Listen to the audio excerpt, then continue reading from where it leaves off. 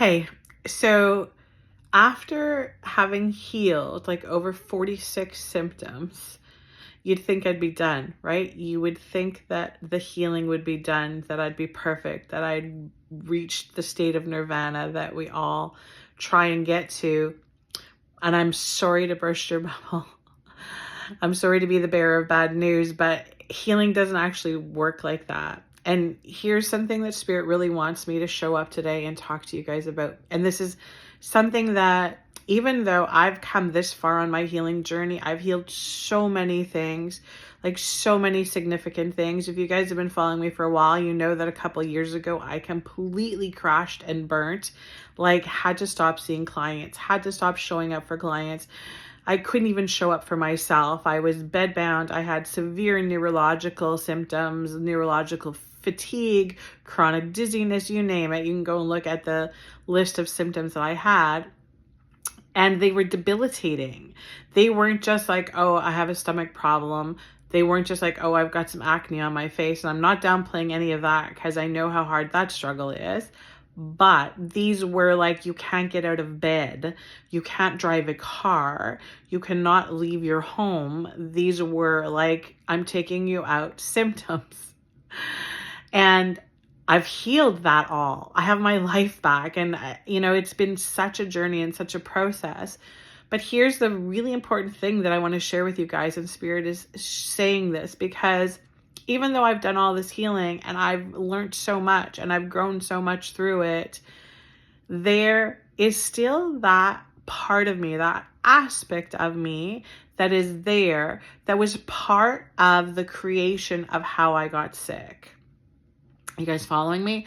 And this is the hardest part, especially when we are on a self-exploration, when we are here to really, really try and get to know ourselves. This is interesting because if you're empath or sensitive, you can probably agree with this statement that you've probably spent a huge amount of your time in your life taking care of other people, right? Of nurturing other people, caring for other people, being the really good fixer, being the really good problem solver, being the one who could literally walk in a room and just intuitively pick up on what they need, what your family needs, what your friends need, right? We are the ones that show up. And when we are doing all of that, you can see how literally Spirit's just saying we lack the energy to do this for ourselves. So part of the thing that we learn all of the time when we're going through these healing crises is that we have to call back our power. We have to bring our power back to us. And here's a really interesting part though. We have to recognize the aspects that helped to create the environment in which we got sick in the first place. Does that make sense? And this is not oh, you've done something wrong, a blame, shame, guilt. It's not about that at all. It's literally, Spirit is just saying, trying to undo yourself, right? I know this is hard, right? And I work with clients all the times and they'll be like, I don't know how to not feel that. I don't know how to not think that. And they're just saying it's a process. It's like anything else. It's like through repetition, we get it. We start to get it. This organ here that we put so much power into is really kind of no more than an AI program, truthfully. It just needs to be programmed. We need to program it in the right way. And the easiest way that it gets programmed is through repetition. Here's the thing, super important though. We need to recognize when we step into these older versions of ourselves, right?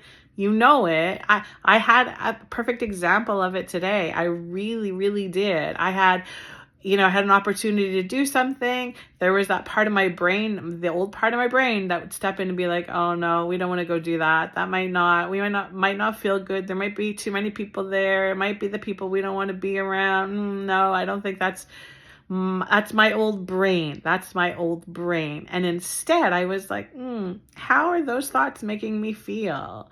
Like, I have worked so hard to get my life back. I have done so much healing to get my life back. I'm at a point now where I can literally just go wherever I want. I can go to the park, go to the mall, go to the store, go shopping, I can do all of that. And you don't understand how much of a miracle that is.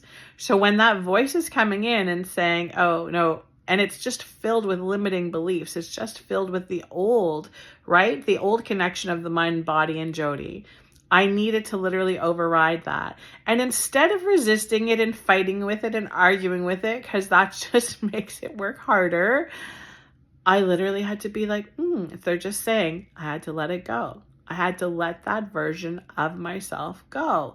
And then go back into, okay, how do we heal again?